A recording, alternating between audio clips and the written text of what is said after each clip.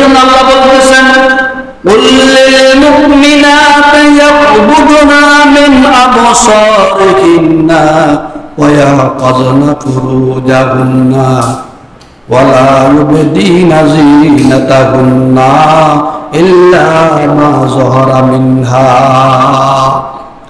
আল্লাহ রাব্বুল আলামিন বলেন, হে নবী, কুল লিল মুমিনাত, মুমিন নারীদেরকে বলে দেন, ইয়াগুযুনা মিন আবসারিহিন্না, তারা যেন তাদের চোখকে নিচু করে রাস্তা দিয়ে হাঁটতে, কোনো দিকে না তাকায়, আপাদ মস্তক অর্থাৎ চোখকে নিম্নগামী করে চলে। এক তারা তার সতীত্ব রক্ষা করে, লজ্জাস্থান হেফাজত করে।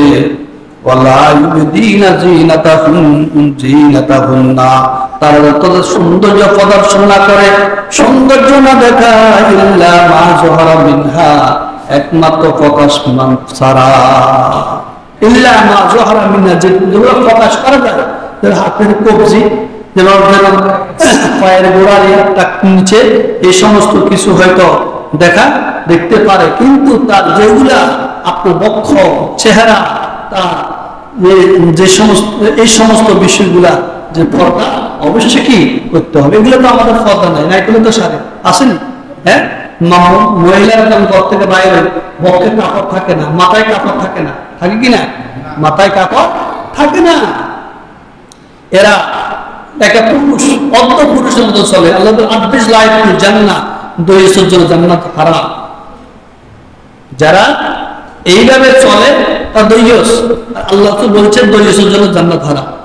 এমন এমন নারীরা আছে, কিন্তু কি এর পুরুষ আছে না না আছে সেটা দেখে না, থাকে না, চলে মানে নিজের মতন করি ব্যাপার। একটা পুরুষ যেভাবে চলে, একটা নারীও সেভাবে চলে।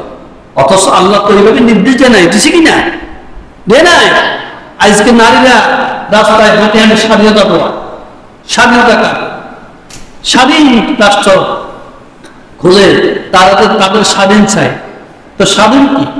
বেপরদা তাদেরকে ইসলাম নির্দেশ দেওয়ার জন্য এই জন্য তারা স্বাধীন খোঁজে, স্বাধীনতা খোঁজে।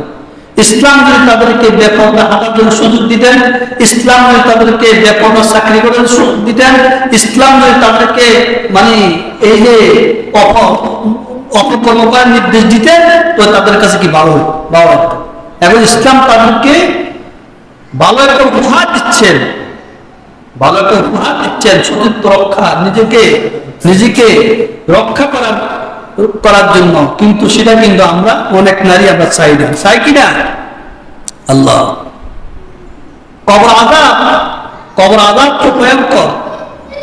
যারা নামাজ পড়ে না, যারা পর্দা মানে না, পর্দা করে না, এত তাদের জন্য কবর আযাব হয়। কবরের মধ্যে বিশাল বিশাল মানে পোকামাকড়, বিচ্ছু, বিষাক্ত বিচ্ছু, তাদের উপর আল্লাহ পাক মেলিয়ে দেন। একজন বুজুর্গের একটা ঘটনা